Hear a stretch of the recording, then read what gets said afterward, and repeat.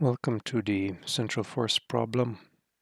Today we are going to discuss conditions for closed orbits and Bertrand's theorem. In a closed orbit, the particle eventually retraces its path. An example of such a situation is the one concerning a circular orbit, uh, where we have seen that the effective potential has a minimum at that specific radius corresponding to the circular orbit.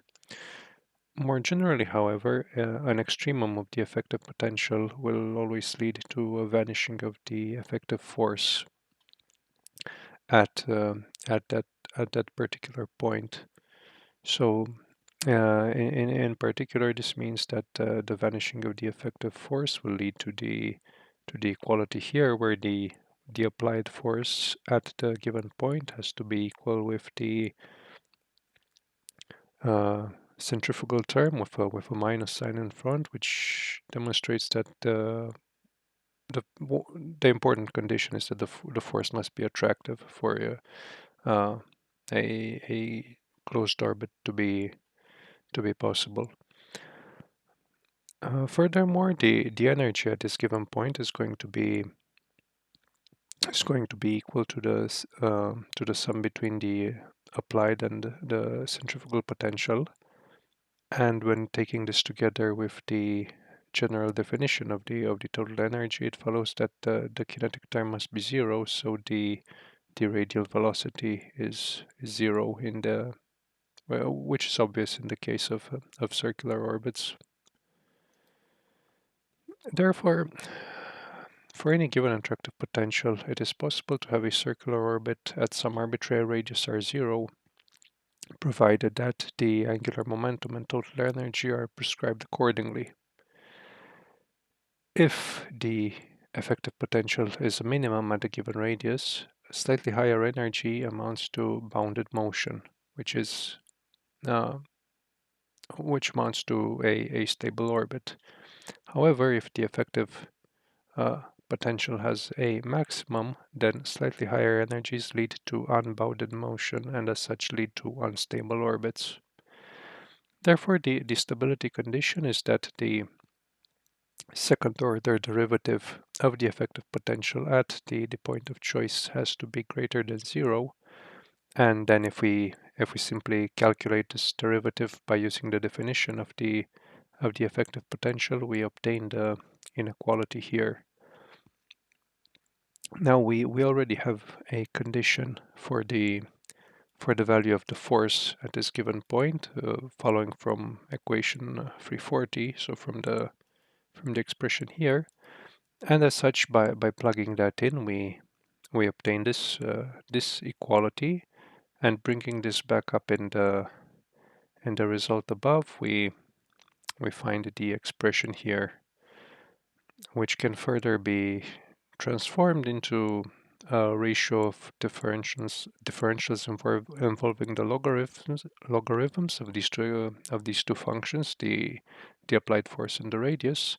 And when this is evaluated at r equal r0, the result has to be greater than -3. And naturally, this ratio is negative.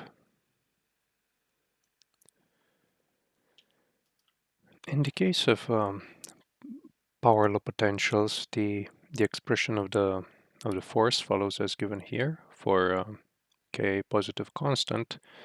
And if we apply the condition 343 to this expression, it follows that n has to be greater than -3.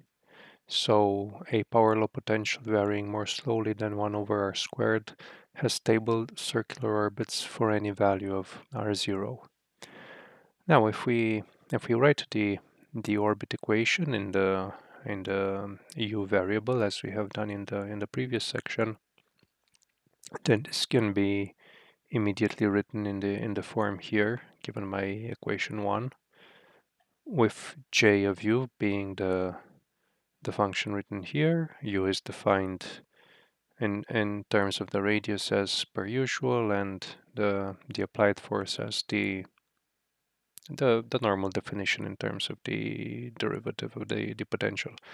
And from all of these things taken together, we can rewrite J of U as given here.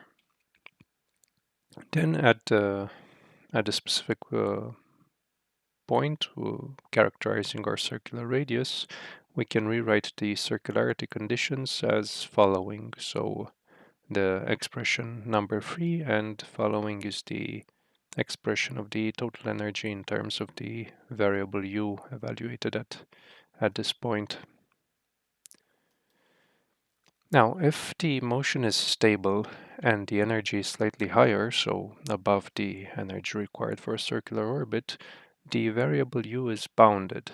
And then we can expand the function j of u in a Taylor series around the point u0, restricting the expansion to first order terms to begin with. So it's only a slight shift in energy, which allows us to neglect terms of order 2 and higher in the expansion. So we only have to deal with these two terms where the shift from u0 is denoted by x. So if we use this expression together with equation 1, we can write the equation of the orbit as given here, and we can then identify the term on the right hand side as being x times the derivative of j evaluated at this point. So immediately we can re-express the orbit equation as seen here. And then if we just move everything to the left hand side, we have the result here, which is clearly the equation of a harmonic oscillator for a frequency beta squared. And as such, the solution that follows immediately is the one here.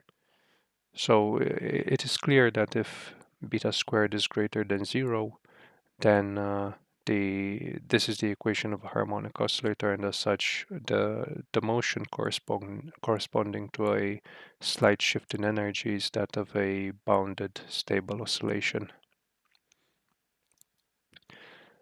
Now, if we return to the definition of J of U and we um, take its derivative with respect to U, we immediately find the result here, and then if we use the result 3, we can rewrite it as here, and applying the definition 6, we obtain an equation for beta squared as given here. So beta squared is equal to 3 plus this quantity evaluated at R0, which should be familiar from the previous discussion. So the point of all of this is that as the radius vector of the particle sweeps the plane of motion, u goes through beta cycles of its oscillation. And if beta happens to be, let's say, given by the ratio p over q, which is the ratio of two integers, then after q revolutions of the radius vector, the orbit would retrace itself, thus being closed. And as such, for each R0 satisfying equation 343, a stable orbit follows for a given angular momentum and energy as prescribed by the results 340 and 341. Now the question is, for what force laws would a perturbed orbit be closed? First of all, it is important to notice that beta is fixed for any value of R0, as otherwise orbits could not be closed at the discontinuities where beta would change to a new discrete value. Thus, for a fixed beta squared, equation 346 is essentially a differential equation for the force law in terms of R0. So it's the equation here, which can be integrated immediately for the force to provide the expression here. So the conclusion is that all force laws of this form for beta a rational number lead to closed stable orbits for conditions differing slightly from those of circular motion. In particular, if beta is equal to 1, we obtain the familiar inverse square law of the force. The important question that follows is regarding the behavior of large deviations from circularity. So in such circumstances, if we go back to the result number 4, so to this expansion, it is no longer sufficient to go up only in first order when expanding j in powers around u0. Rather, we need to go all the way to order 3. So to retain to neglect terms of order 4 and higher in the variable x. And as such, if we were to bring this expression into the equation of the orbit, we would find the result here. So this is an equation that is it is reminiscent of the harmonic oscillator, but obviously it has these unharmonic terms in the right hand side. So what we can attempt to do here is to write down a general solution as an expansion in cosine functions, with the idea being that we will plug this solution into the equation and try to equate the values of the coefficients that are involved. And something that will become clear as the proof goes on is that essentially the dominant coefficient is a1. So uh, this is another way of expressing the fact that uh, we are dealing with a motion that is perturbed around around this kind of dynamics, and particularly the coefficients a0 and a2 will turn out to be smaller than a1, while the coefficient here is much smaller than a1. So in any case, if we take the derivative of this function, plug it in, and work everything out, it's a lengthy but straightforward calculation which should lead to the whole expression here. And from this, if we now just equate the corresponding values, we find this set of equalities for the values of a0, a2, and a3, and this equality for involving the relation between the second and third order derivatives of j and the coefficients a0, a1, and a2. Now, from the result labeled with 8, we can immediately write the function j as given here, and then knowing j, we can calculate its derivatives, j second and j of order 3, and we can return with these expressions in the set of results given here. And this brings us to the following conclusions. We have this set of ratios, so a0 to a1 and a2 to a1, which is proportional with a1 to u0, and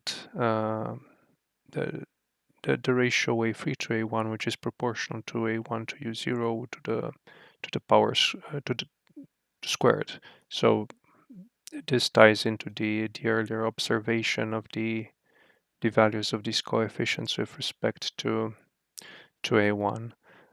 Furthermore, when plugging everything in between the relations here and the ones here, we also obtain an equation involving only beta squared, which is this one, and it is seen immediately that its non-trivial solutions are given either by beta squared being equal with 4, which corresponds to uh, Hooke's law, or beta squared being equal with 1, which corresponds to the inverse square law for the force.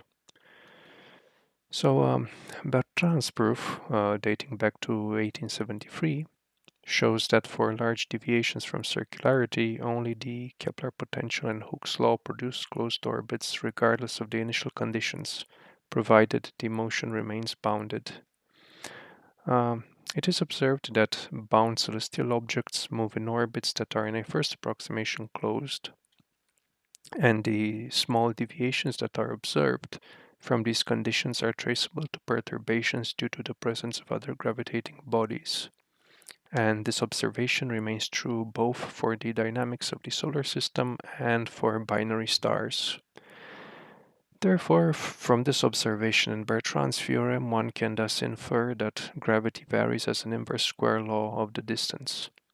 Therefore, the character of orbits in a gravitational field fixes the form of the force law.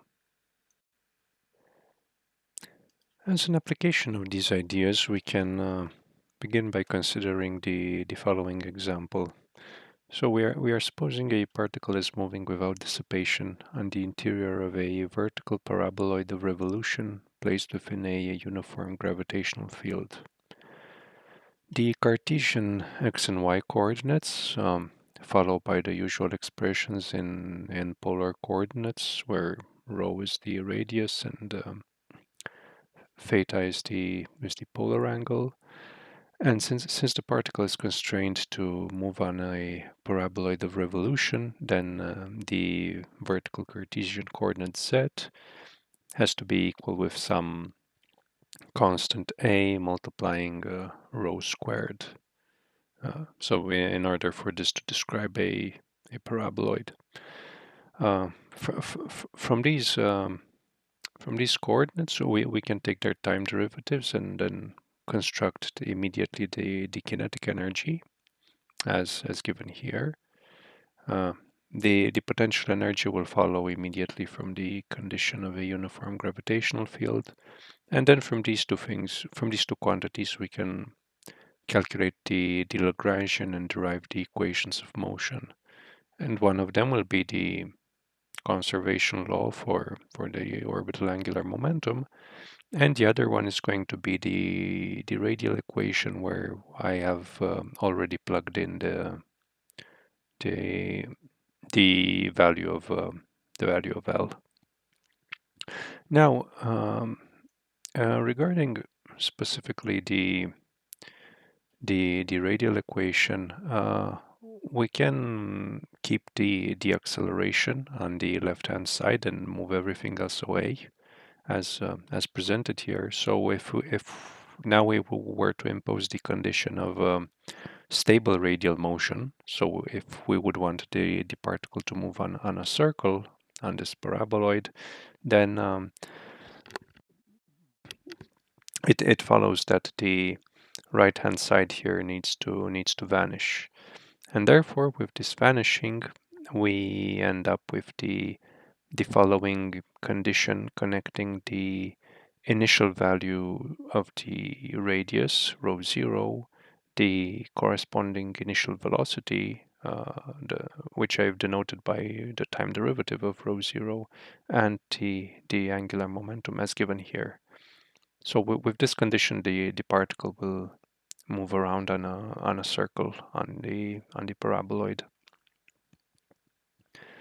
Now the total energy is the expression here, and we are going to consider the case where we allow for small variations of the radius. So we will allow rho to vary as a function of time and make it equal to the equilibrium value rho 0 plus a function of time s, such that the derivative of rho is just the derivative of s. Now, if this is a small quantity, what we can do is using this expression and plugging this expression and this one, and plugging them into the value of the energy, we can then expand E up to second order in the ratio S to rho 0 and use the circularity condition 1, which this is the one in the previous section. So we use this for the orbital angular momentum with the initial value of the velocity defined as here. And if we put all these things together and the shift terms around accordingly, we obtain the value of the total energy as the sum given here, where the first term looks like a kinetic energy term, however, not for the original particle of mass m, but rather for a particle of effective mass mu, given um, by the expression here. Then the second term looks like the potential of a harmonic oscillator for a spring constant kappa given by this product. And the last term is simply a constant involving the initial conditions, the parameters of the potential, the gravitational acceleration, and you can see that this factor in particular is just the difference in mass between the effective mass mu and the real mass m. So since this is a constant, this is irrelevant for the calculation, and we can just rescale the energy as E prime being equal with E minus this constant, and the result is simply the energy of a simple harmonic oscillator of mass mu and spring constant kappa. And as such, the frequency follows immediately as the square root of kappa to mu, and then we can calculate the period of small oscillations as being 2 times pi times the square root of mu divided by kappa, and the result is the one given here. So once again, this would be the period of small radial oscillations around the equilibrium radius rho 0.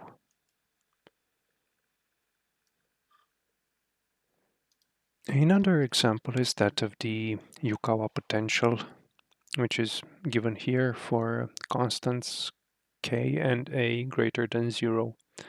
Um, the effective potential corresponding to it is sketched in this figure, where the lower dashed line is the proper Yukawa potential, the centrifugal barrier is going to be the upper dashed line, and the resulting effective potential is the continuous line. I've chosen the values of these parameters in such a way such that the figure scales to orders of magnitude that are relevant for nuclear physics. So the radius here is given in Fermi, and um, the potential energy is measured in MeV. But obviously, this is a very, very simplified picture that does not really describe accurately the kind of nuclear interactions that are typically observed.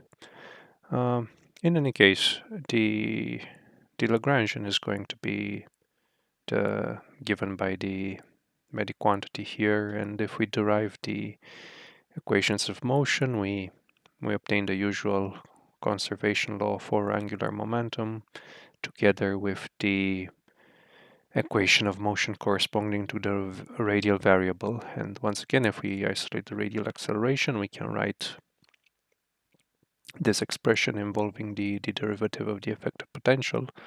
And from this, we can deduce the circularity condition written here, where this time rho is taken as the value of the circular radius. In any case, the total energy is obviously going to be given by the sum here, and let us now assume that once again we allow the radius to perform small oscillations around the equilibrium point. So the radius as a function of time is going to be equal to the static value rho plus a function s of time that varies by a small amount, such that the derivative of r is just the derivative of s. And if we put these two things together and once again expand the energy up to second order in s over rho, together with using the circularity condition for the value of L, we will obtain by exactly the same method that was previously employed, we will obtain the three terms here. This is obviously a kinetic energy term. This is a, if you factor s squared out, this is a harmonic potential for a more complicated spring constant, and the last value is again just a constant energy term which we can take out of the discussion simply by rescaling E. So E prime is just going to be equal to this kinetic energy plus this harmonic potential for the kappa spring constant. And once again, we can calculate the frequency of these oscillations as the square root of the ratio here, and as such the corresponding period of the radial oscillations as given by the quantity here. Now, in the case of a circular orbit, we can immediately evaluate the angular velocity just from the conservation law of angular momentum as given by the quantity here, and as such we can calculate the period of the circular motion as given here. And if we then compare these two quantities, it is clear that the period of radial oscillations around equilibrium is going to be larger than the period of the circular motion itself. Now, the stability of the orbits require for the second order derivative of the effective potential to be positive definite.